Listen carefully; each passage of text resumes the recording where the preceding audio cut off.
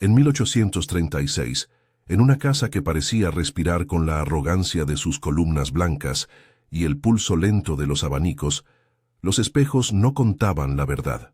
Reflejaban vestidos de hilo, almohadas bien tendidas, copas alineadas. No devolvían el peso de los pasos que corrían por abajo, ni el rumor de agua, ni las manos con callos que, cada madrugada, lavaban los secretos. Allí, entre lámparas que olían a aceite y cortinas que crujían al menor viento, existían dos mundos que se tocaban como dos océanos, la casa grande y la senzala. Uno sostenía el brillo, el otro lo imprescindible. Benedita tenía 22 años y una forma de mirar el mundo que parecía venir de sus muertos. Su madre le había dejado dos cosas: una letra de canción para coser y una sentencia que la protegía y la desafiaba a la vez. «Nunca bajes la cabeza», lo decía con voz rota, como quien prueba un consejo frente al peligro, y Benedita lo había colocado en la garganta como quien guarda un pez en la palma, con cuidado, sin apretar demasiado, para que no muera. Sus manos conocían la geometría del paño, la lengua del jabón, el mapa de las pulsaciones en el cuerpo de la casa, dónde se doblaba la luz, en qué rincón el señoría dejaba caer un hábito de constancia, cuando el feitor, Tomás, se detenía a fumar y mirar con ojos de calendario. Doña Constanza, alta, ensimismada en espejos, tenía la costumbre de medir a la gente por el reflejo que le hacía.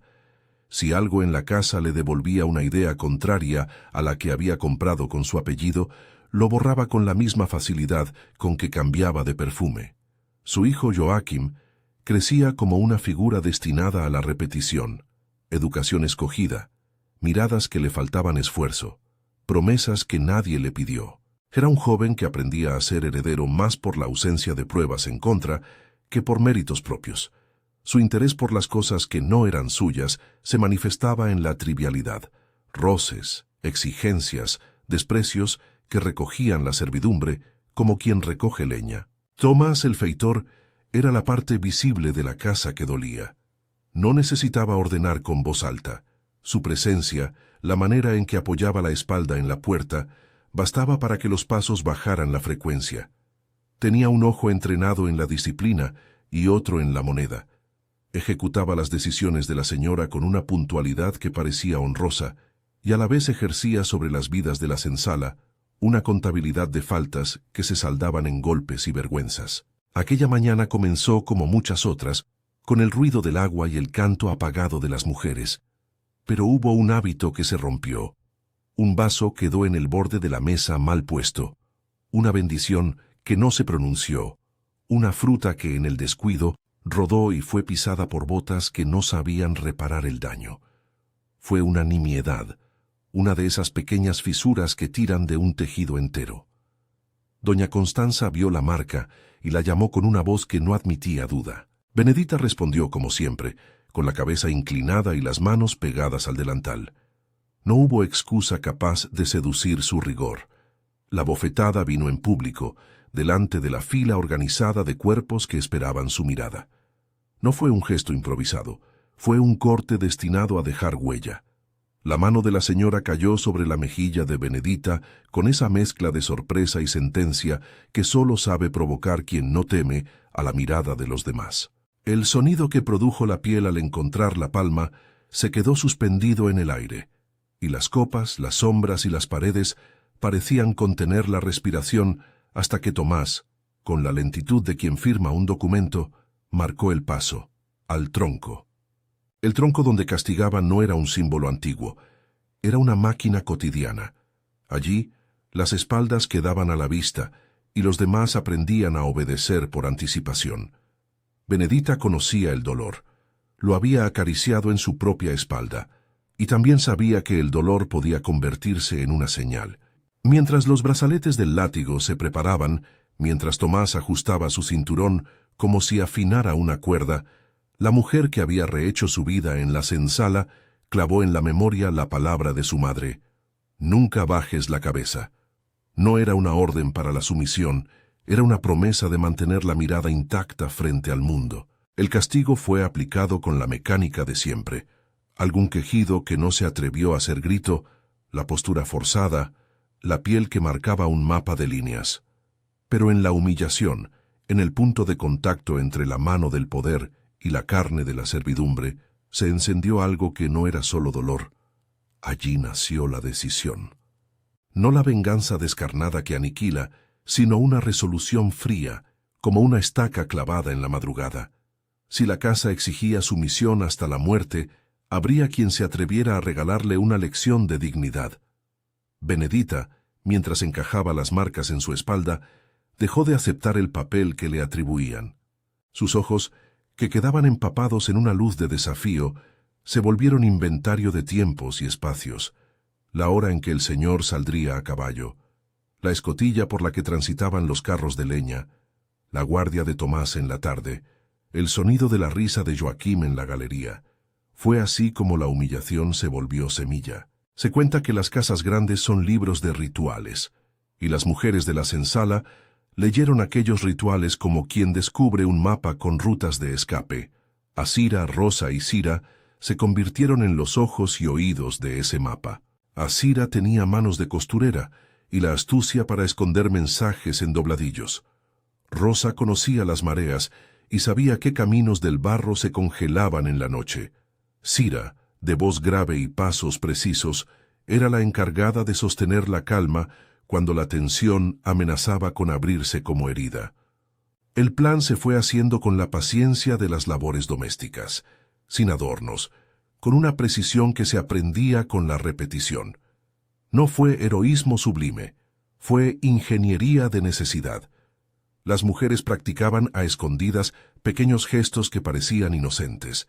Cómo llevar un balde sin que hiciera ruido, cómo hacer hervir agua con pocas brasas para que produjera vapor pero no humo, cómo cerrar las puertas sin que el metal chirriara.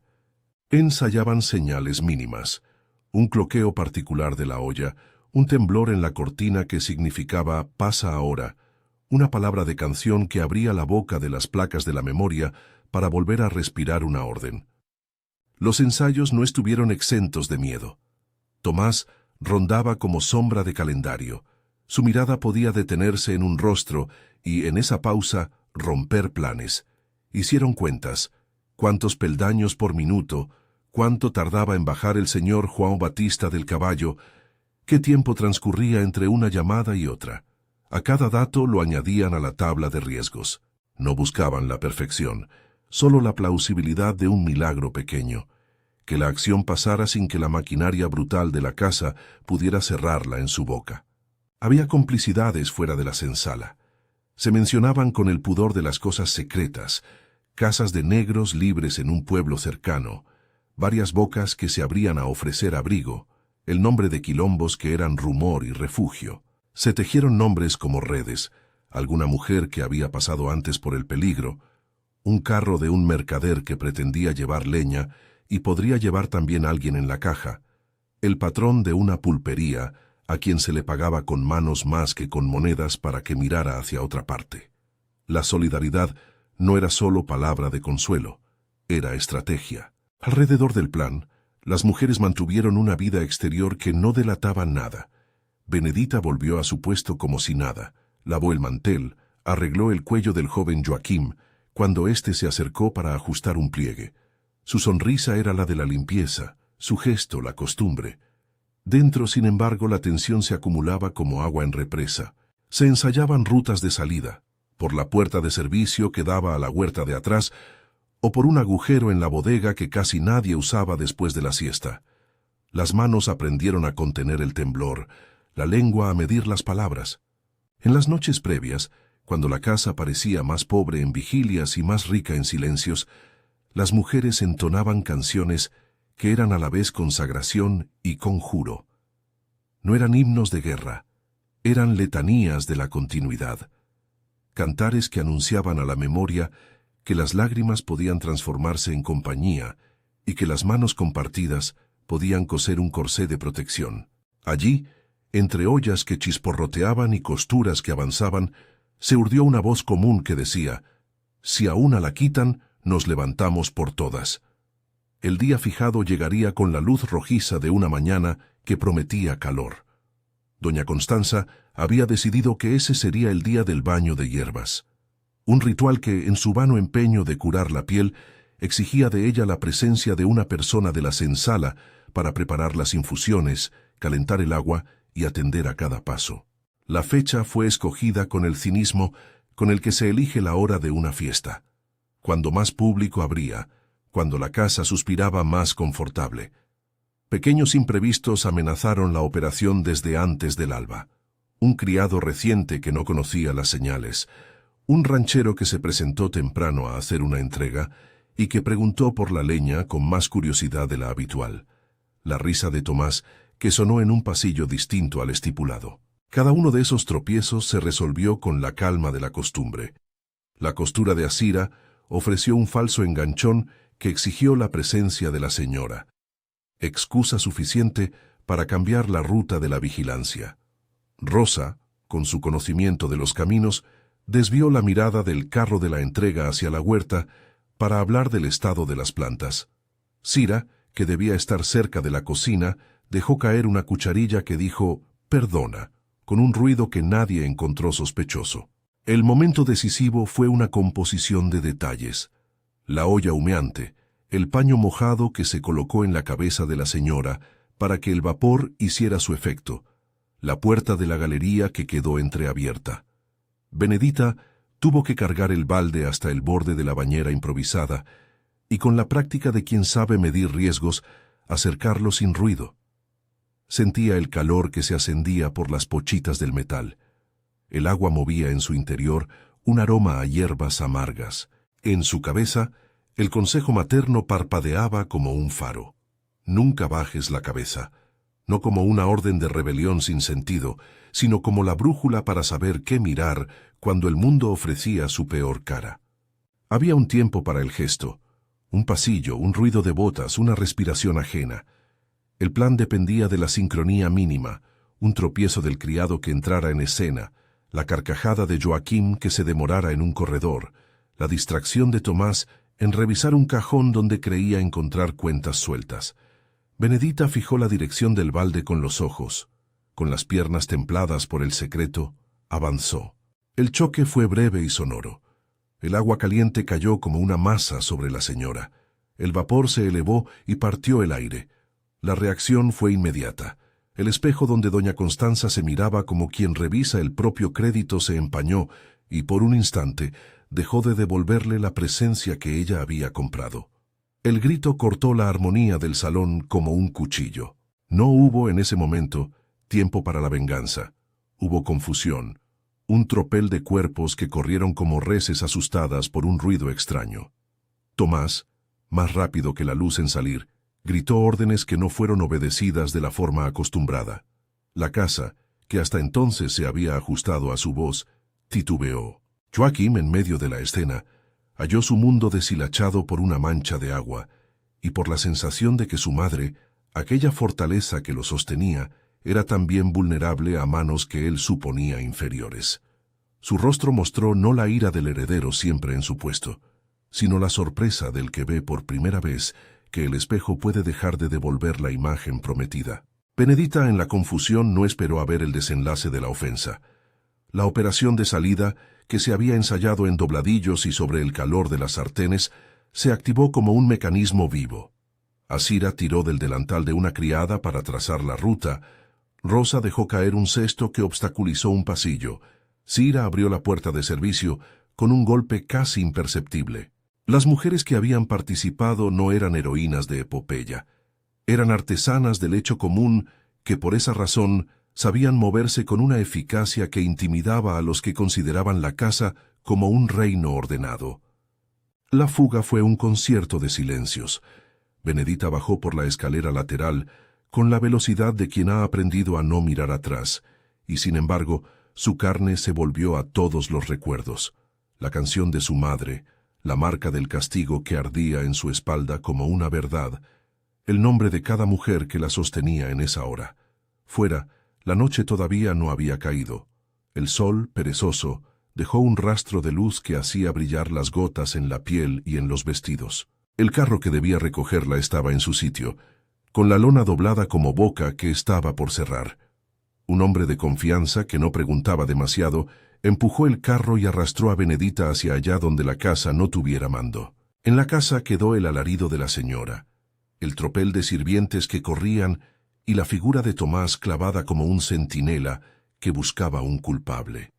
Joaquim se quedó en el umbral con la culpa y la confusión, sin saber si debía correr tras una figura que le arrebataba la calma doméstica o proteger la honra que, súbitamente, parecía haberse quedado sin sostén.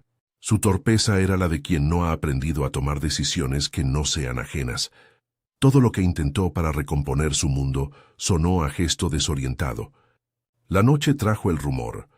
Las puertas cerradas de los vecinos no fueron más que telas que contenían la noticia, y de la senzala se elevó primero el silencio y luego un murmullo que devino en canción. Algunos dijeron que se había tocado la justicia con la mano, otros pensaron que era solo ruido de rebelión. En las tabernas del pueblo, donde los hombres se empeñan en arreglar historias, el cuento rodó con suaves alteraciones. Unos aseguraban que había sido un accidente, otros que Benedita había planeado el acto con precisión fría. Los nombres se mezclaron, como siempre, con la necesidad de sacar del hecho una lección, una moraleja. Pero en la senzala, la historia era otra.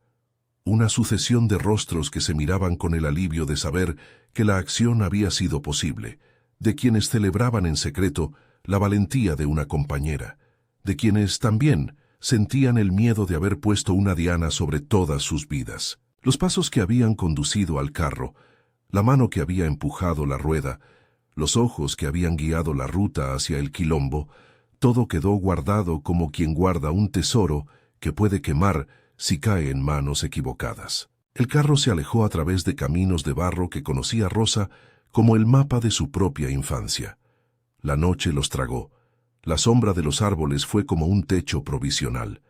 En el aire quedaba, sin embargo, la evidencia de que un acto había alterado la pauta en la casa grande. Doña Constanza, húmeda y alterada, se recluyó en sus aposentos con el ejército de criadas que la atendían, que obedecían aquellas que siempre habían obedecido. Tomás cerró filas y buscó culpables con una ferocidad que no admitía piedad. Alguien debía pagar por la deshonra. Se cuentan, en susurros, dos cosas que ocurrieron en esas horas. Una, que Joaquim se encerró en su cuarto y miró el espejo con una atención que no conocía, como si buscara en él la cara que su madre había perdido. Otra, que ciertos vecinos miraron a la casa con recelo, y las pretensiones matrimoniales que alguna vez habían rozado el apellido de la familia se alejaron como si olieran a peligro. Todo eso era rumor, pero los rumores curan con la misma potencia con la que hieren. Si alguien empieza a susurrar que una familia está herida de honra, las puertas se cierran solas. Mientras tanto, Benedita y las suyas avanzaban por caminos que no eran solo geografía. Cruzaron un río que parecía borrar las huellas y al otro lado encontraron la deuda de la gratitud que los quilombos y las casas de negros libres habían acumulado con quienes en momentos anteriores habían buscado abrigo. Allí, entre fogatas y palabras compartidas, se respiró un alivio que no era pura alegría, la sensación de haber ganado un respiro, no una victoria, porque escaparse no era emanciparse, era abrir otra prueba más sutil, más duradera. En la senzala, al día siguiente, las mujeres se miraron con una mezcla de asombro y prudencia. Sabían que la casa interna no permitiría aquel desliz sin represalias prolongadas. Tomás reunió evidencias, interrogó de maneras largas, ofreció premios a quien hablara. El patrón, el señor João Batista, fue alertado con furia contenida. No era solo el hecho, era el golpe a la reputación, el riesgo de que la leyenda creciera y corriera como pólvora. Joaquim, que aún no entendía cómo sostener el peso, se convirtió en objeto de miradas que anticipaban su caída. Nadie quiso decirlo en voz alta, pero la inquietud se le pegó como sombra. En medio de esa red de consecuencias, la memoria comenzó ya su trabajo. La historia que había ocurrido en la galería se transformó en canción, se estiró en refranes, se le añadió color. Se decía que la mano de Benedita había sido guiada por la voz de su madre. Se decía que el espejo había sido cómplice. Se decía que la casa, que siempre supo borrar la vergüenza de los suyos, había empezado a sangrar reputación. Las lenguas probaron versiones. Hubo quien aseguró que la intención había sido solo asustar. Hubo quien afirmó con solemnidad que el acto tenía algo de justicia poética. La verdad, como suele suceder, estaba entre varias sombras y pocas luces. Es importante detenerse un momento para decir con claridad una cosa, que la memoria tan útil y tan caprichosa no siempre recuerda. La conexión directa entre el acto de Benedita y el destino que más tarde alcanzaría a Joaquim es una reconstrucción narrativa. La tradición oral que convirtió el episodio en leyenda mezcló hechos, versiones y deseos de cierre moral. En este relato, esa asociación se mantiene como una vía para entender consecuencias sociales y morales, pero no debe tomarse como una certidumbre documental. Es una interpretación que busca ofrecer cierre y reflexión sobre cómo la violencia y la humillación, una vez sembradas, reverberan de formas imprevistas. Si esta historia te toca, quédate y acompáñanos en la serie de leyendas de memoria y resistencia. Hay más voces que merecen ser escuchadas. Aquel primer impulso, el carbono de la acción, dejó en el aire una sensación de cambio, como si la casa hubiera perdido por un momento la pauta de su propio latido. Pero las casas grandes tienen formas de recomponerse, cierran filas, reescriben justificaciones, buscan chivos expiatorios. Tomás buscó en los nombres una bala. El señor João Batista, hombre de conclusiones rápidas, pidió discreción y control, y en la plaza, los que preferían mantener la apariencia empezaron a organizar silencios. En la lejanía, sin embargo, la acción de Benedita había abierto una cosecha que nadie podía prever. Alianzas se afianzaron en la senzala, antiguas enemistades se disolvieron por la necesidad de proteger a una que había actuado. Hubo también quienes miraron con recelo a las mujeres que se habían movido. ¿Qué precio tendría aquello en el futuro? ¿Pagarían con dolores que no habían imaginado? La solidaridad, por hermosa que fuera, no era invulnerable. Joaquim, por su parte, comenzó a experimentar la primera fisura de su destino. Invitaciones que le parecían seguras se enfriaron. Las conversaciones con pretendientes se volvieron cortas. Las cenas donde su presencia era moneda dejaron de ofrecer la misma calidez. No era todavía la caída que algún día rumor predijo, era apenas el roer de la duda. Pero en el mundo de la honra, la duda funciona como ácido, come lo que queda hasta que nada se sostiene. La noche que sucedió al escape, dentro de la senzala la gente cantó una canción que decíase en susurros: «Siembra el dolor y recogerás sombra». No era un augurio de venganza, sino una constatación amarga de la reciprocidad del daño. Benedita, en las brasas del refugio, sentía el frío nuevo con curiosidad implicada. Había hecho lo que debía para sostener aquello que llamaba dignidad. Había conseguido la libertad inmediata, con su precio. Pero libertad no es olvido. Saber que la huida garantiza la pantalla no tranquiliza cuando el pasado, como un perro de presa, puede volver a morder. El relato que se tejía por los caminos del rumor iba engordando. Algunos contaron que Joaquim salió al mar con el rostro decidido y que nunca más volvieron a verlo. Otros dijeron que su vida se quebró en pequeños fracasos. Otros que la culpa lo devoró hasta hacerlo desaparecer. Todas esas versiones eran respuestas a un hecho que necesitaba explicación. La crueldad de la señora, en algún sentido, se había vuelto contra su propio hijo. Pero esa frase quedaba como una conclusión apresurada si no se había visto cómo la sociedad, implacable guardiana de la reputación, empuja a quien sufre un deshonor a lugares donde el destino se complica. Mientras tanto, en un lugar de refugio, Benedita aprendió otras maneras de vivir. Enseñó a sus compañeras a coser sin que se notaran las manos que habían sido marcadas. Aprendió a mirar a los niños de los quilombos con ternura y a entender que la vida no se mide solo por la libertad que uno logra de inmediato, sino por la posibilidad de sostener la dignidad con los días que vienen. El hecho de haber actuado no resolvía todas las aristas. Habría nuevas responsabilidades: proteger a las que habían arriesgado, garantizar la discreción de los pasos, tejer nuevas redes que no dejaran huellas sencillas de seguir. La casa, en su intento de restituir la imagen, tomó medidas. Cambió el modo de llamar a las faenas, reemplazó a alguna criada por otra, castigó con multas pequeñas y con gestos que aspiraban a borrar el incidente de la memoria pública. Pero la memoria, cuando se ha despertado, no se adormece con facilidad. Entre los muros apareció un dicho que se repitió con el tiempo como un refrán popular. El pecado de la señora cayó sobre su propio hijo. No es raro que un hogar que practique la crueldad tenga la necesidad de transformar su propia culpa en un destino ajeno. Así se pursuit la calma. Sin embargo, las palabras que se vuelven refrán suelen borrar la complejidad y dejan una moraleja que conviene examinar. ¿Quién paga por las ofensas? ¿Qué se merece la dignidad de un pueblo? La noche, de nuevo, cerró su telón sobre caminos que aún olían a barro y a agua. La figura de Benedita se perdió entre sombras que, lejos de ser derrotas, parecían la guardia de una nueva forma de existir, la de quien sabe que el valor tiene un precio y que la memoria debe ser protegida como se protege una herida, con ternura y con vendajes que no aprieten demasiado. En la casa grande, las heridas aparecían como cortes en cortinas. En el pueblo, como cuchicheos que cambiaban encuentros y ofrecían prudencia en las puertas.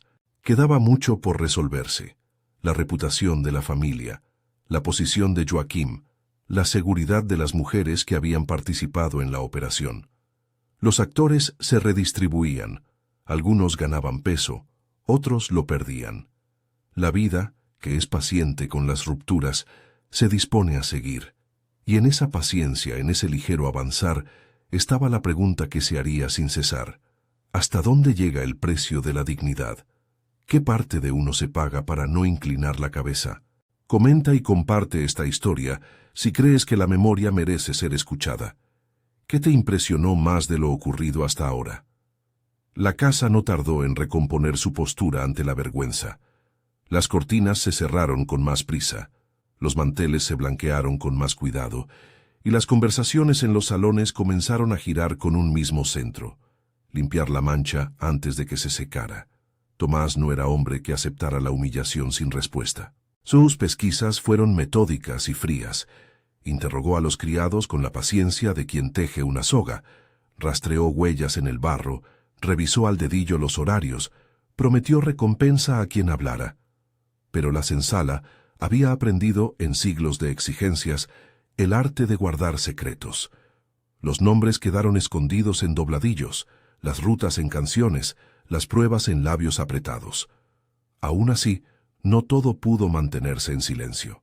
Algunos sirvientes, arrinconados por la amenaza de castigos o por la codicia de una promesa, hablaron. Fueron voces pequeñas que no alcanzaron a señalar a Benedita de forma inequívoca. Hablaron de sombras, de un carro que pasó a cierta hora, de una criada que había faltado aquella tarde. Tomás, para no quedar en ridículo, necesitaba a alguien a quien exhibir.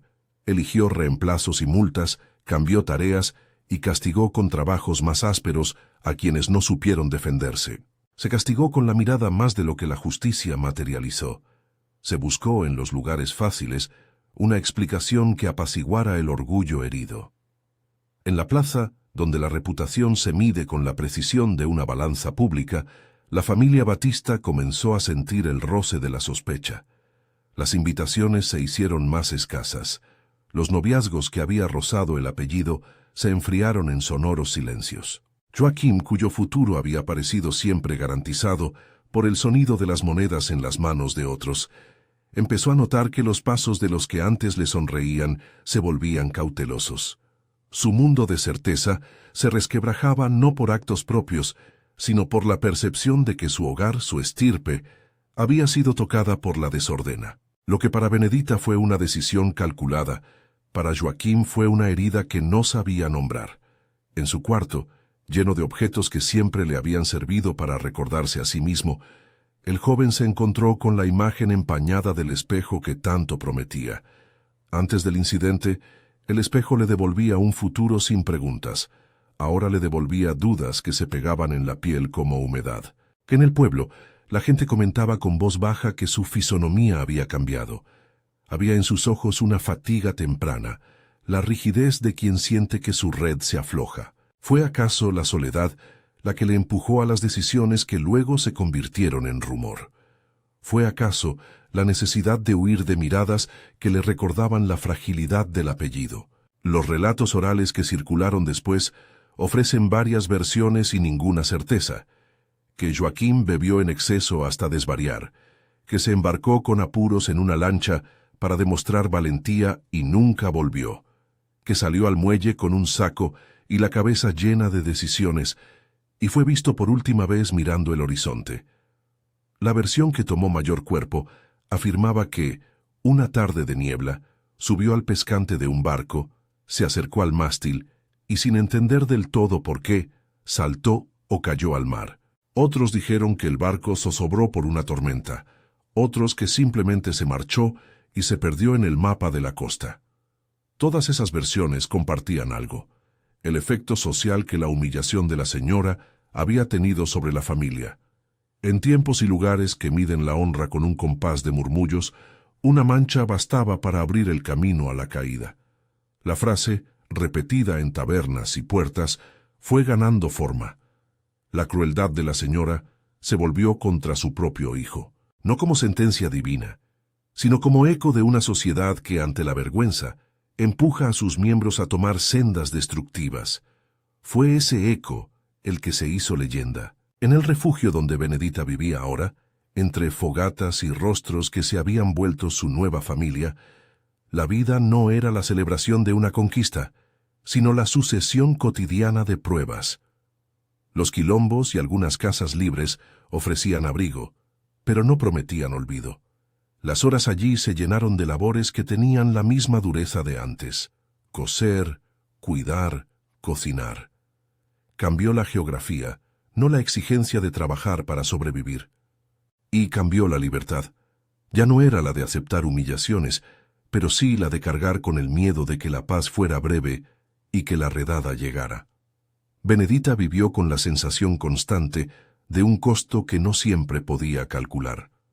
Había noches en las que soñaba con espejos rotos y con el olor del agua caliente que aquella vez se alzó como arma. En esos sueños, la voz de su madre le repetía la consigna que la había llevado a no inclinar la cabeza, y sin embargo la despertaba la duda sobre cuánto había exigido en la vida ajena con un acto que, si bien nació de dignidad, había extendido consecuencias. Sabía que muchas vidas se habían salvado con su decisión. También sabía que otras podrían verse erosionadas por la fama y por la persecución. Los quilombos tenían sus propias normas y sus propias penas. No eran paraísos sin sombras. Los más viejos recordaban luchas con hacendados. Las madres miraban a los hijos con la dureza de quien sabe que el mundo no regala certezas. Sin embargo, allí Benedita encontró herramientas para sostener su alma.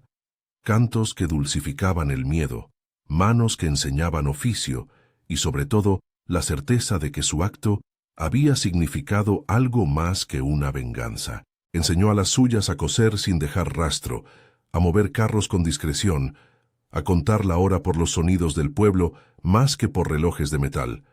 Con el tiempo tuvo hijos, nombres nuevos que no colgaban del linaje de la casa grande, y aprendió a ver en ellos un motivo para proteger, no una cuenta que saldar. Mientras tanto, la familia Batista, internamente, intentó reconstruirse.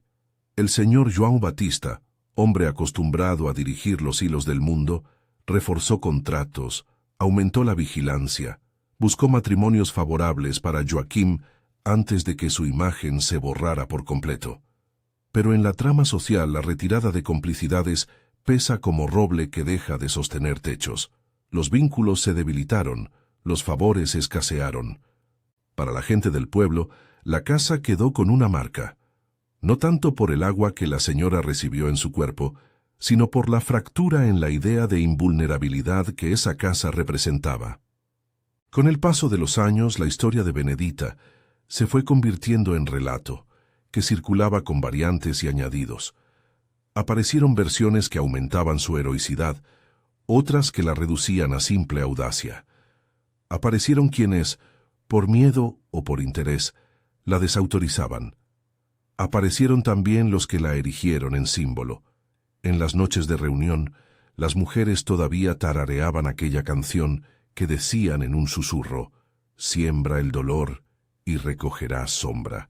La entonaban no con la intención de maldecir, sino como forma de advertir: el daño se multiplica, la memoria tiene un filo, la memoria tiene, además, la curiosa capacidad de transformar rostros.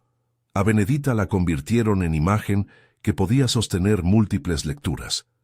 Para unos era la que enseñó valor, para otros la que puso al pueblo en riesgo, para algunos un nombre que servía para cerrar heridas con una lección. Eso en sí es parte de la vida colectiva. Las acciones se reinterpretan según las necesidades de quienes cuentan, y la historia, en ese movimiento, no siempre permite distinguir entre la verdad y la moraleja. Por ello, antiguos testigos que aún vivían contaban con cierto cuidado. En su boca la historia no era un relato impecable, sino una madeja. Pasaron estaciones que borraron los detalles y dejaron trazos. La casa grande perdió, con los años, el brillo tácito de su invulnerabilidad.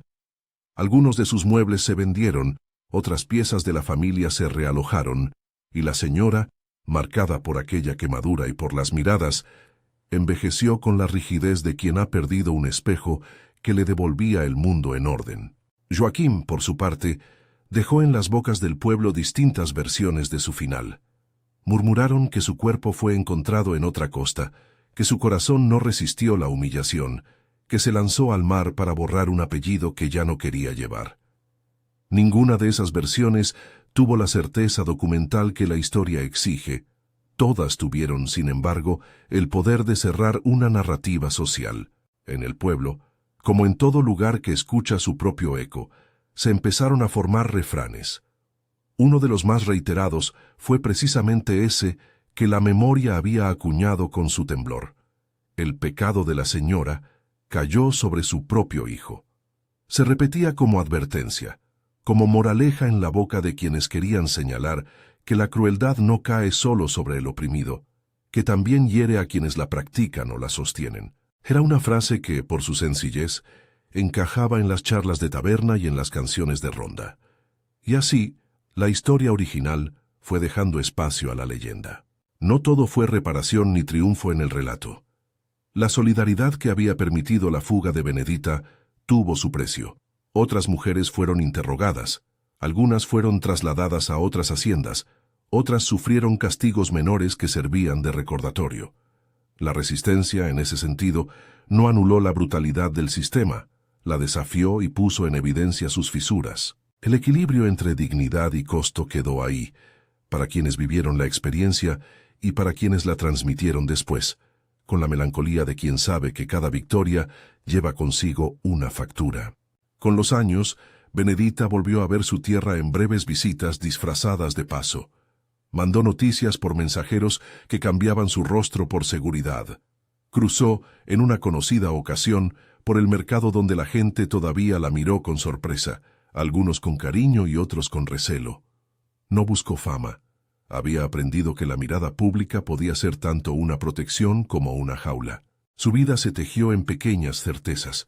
La ternura hacia sus hijos, el saber hacer de manos que ya no se dejaban romper por órdenes injustas, la costumbre de contar a las nuevas generaciones la canción que había sido conjuro y advertencia. En la medida en que los años pasaron, la casa grande fue perdiendo parte de su mandato simbólico.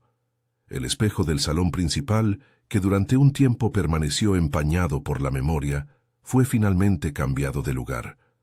Un día, según cuentan, apareció roto en pedazos en un desván, como si alguien hubiera decidido que no merecía más devolver imágenes que ocultaban la verdad. La frase que quedó fue doble. Por un lado, la gente dijo que era justo que el espejo terminara así. Por otro, muchos sintieron que se había perdido una oportunidad de enfrentar la historia con palabra y no con desaparición de objetos. La leyenda que se formó alrededor de la acción de Benedita y del destino de Joaquim empezó a ser contada a los niños como advertencia y como ejemplo. Se convirtió en relato moralizante y en canto de resistencia. Por los pasillos de algunas casas populares, la historia se transformó en canción, con versos que aludían al cuidado de la dignidad y al peligro de la crueldad. En cafés y en las orillas del río, las manos amigas repetían la lección con la voz que el tiempo pule, que la violencia engendra consecuencias que no se circunscriben al instante. Es preciso reafirmarlo, con la frialdad que la historia exige. La asociación entre el acto de Benedita y la caída de Joaquim se ha presentado aquí como hilo narrativo para ofrecer un cierre moral que ayude a pensar la repercusión social de la humillación. Esa conexión, que la tradición oral atestigua en múltiples versiones, es una recreación interpretativa. No debe entenderse como una relación documentada inmutable. La intención, al mantenerla, es permitir que la historia hable de reciprocidad del daño y de cómo la honra, en sociedades cerradas, puede conducir a destinos trágicos. La memoria, en cambio, no pide certeza, pide nombre y cuidado. Por eso, en las generaciones siguientes, la historia de Benedita fue retomada por jóvenes que buscaban saber de dónde venían las canciones que cantaban en las noches de trabajo. Para algunos fue un emblema de resistencia, para otros una posibilidad de reconstruir identidades que la esclavitud pretendió borrar. Y así, la mujer que una vez cargó un balde hasta el borde de la bañera improvisada pasó a ser figura en relatos que enseñaban a no inclinar la cabeza, sí, pero también a medir el precio de mantener la mirada. Había en la voz de quienes contaban una mezcla de gratitud y de advertencia. «Nunca bajes la cabeza», decían algunos con la sonrisa del recuerdo. Otros añadían con voz más baja, «pero acompáñalo con cálculo, si no, el viento se vuelve tu enemigo». Esa ambivalencia fue quizá la enseñanza más real que quedó. La dignidad es necesaria y hermosa, pero no es gratis.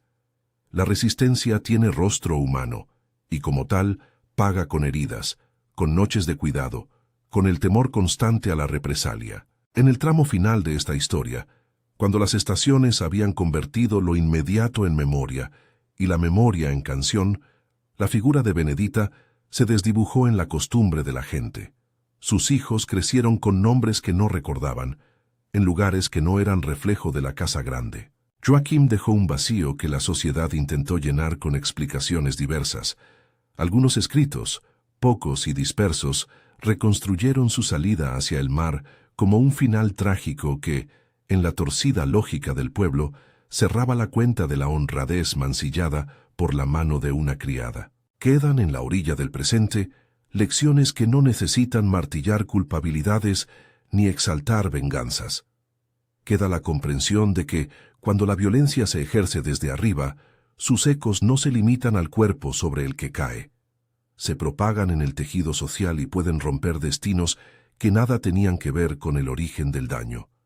Queda, asimismo, la certeza de que la solidaridad, aunque imperfecta y arriesgada, ofrece un respiro que, en muchos casos, salva vidas. Y queda la pregunta que no cesa. ¿Qué precio estamos dispuestos a pagar para sostener la dignidad de quienes nos acompañan? La leyenda siguió su tránsito. Se hizo refrán en los mercados, objeto de discusiones en las tabernas y lección en las manos que enseñaban a las nuevas generaciones a coser sin dejar rastro. A veces, al cerrar los ojos, alguien del pueblo todavía repite el verso que resume la moraleja. El pecado de la señora cayó sobre su propio hijo. Pero la frase no basta para explicar la vida.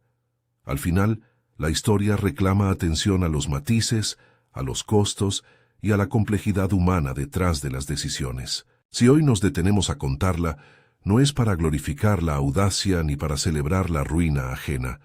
Es para recordar que todas las vidas que tocó aquella acción siguieron siendo complejas y humanas. Para Benedita, para Joaquim, para Tomás, para doña Constanza, para Asira, Rosa y Cira. Cada uno cargó con consecuencias y cada uno dejó una huella en la memoria colectiva. Y en esa memoria, la casa grande dejó de ser solo un símbolo de opulencia. Pasó a ser también un lugar donde la vulnerabilidad y la memoria se cruzaron en una trama que la historia, en su manera de contar, no siempre puede ordenar en simples moralejas. La mujer que levantó la cabeza en 1836 y decidió que ya no doblaría la mirada, vivió para ver cómo su nombre se convirtió en canto y en advertencia. Su vida posterior fue de historias pequeñas, de ternura a escondidas, de trabajo constante y de una discreción que entendió como protección. El pueblo, por su parte, aprendió a repetir una frase que servía para nombrar el fenómeno: que la crueldad que nace del poder, más temprano o más tarde, se vuelve contra los que sostienen ese mismo poder. Así terminó, o continuó, la historia en la voz de los que cuentan, no como un cierre absoluto, sino como un llamado a mirar con atención las consecuencias de los actos, porque, en el tejido social, un gesto hacia abajo puede desencadenar una cadena que sube y golpea a quien menos lo espera. La memoria entonces actúa como juez y como maestra. Recuerda el daño, pero también celebra la valentía, y nos obliga a preguntarnos cómo cuidar la dignidad común sin empujar a otros a destinos que nadie desea. La crueldad de la señora se volvió contra su propio hijo. El esclavo esperaba el día indicado 1836.